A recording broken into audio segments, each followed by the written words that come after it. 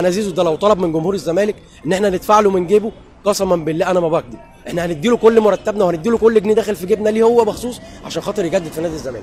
احنا زي ما بنحبه تمام، وهو لو ما حبيناش وادانا نفس الحب ده مش هينفع نكمل ولا هينفع هتدفع لزيزو من جيبك قسما بالله ورحمه والدي المتوفي انا ما بكذب. لو طلب ان انا ادفع له من جيبي عشان خاطر تجديده هدفع له ومش هبخل بجنيه ومش هفكر لحظه. ليه؟ لان انا عندي شرف وانتماء لقضيتي اللي هي نادي الزمالك.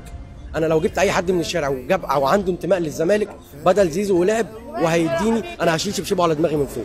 وزي ما بقول لزيزو جدد يا زيزو، عشان انت لو ما جددتش هتخسر كتير قوي. احنا لا بناخد فلوس من النادي، احنا لا بناخد اي حاجه ولا لينا اي مصلحه، احنا بندفع من جيبنا كتير قوي، احنا بنخسر شغلنا، احنا بنسيب بنعطل حياتنا وبنعطل يومنا عشان خاطر اليوم اللي فيه الماتش. احنا زي ما بنحبه تمام، وهو لو ما حبيناش وادانا نفس الحب ده مش هينفع نكمل من غير الزمالك انت ولا اي حاجه، من غير الزمالك انت ولا اي حاجه.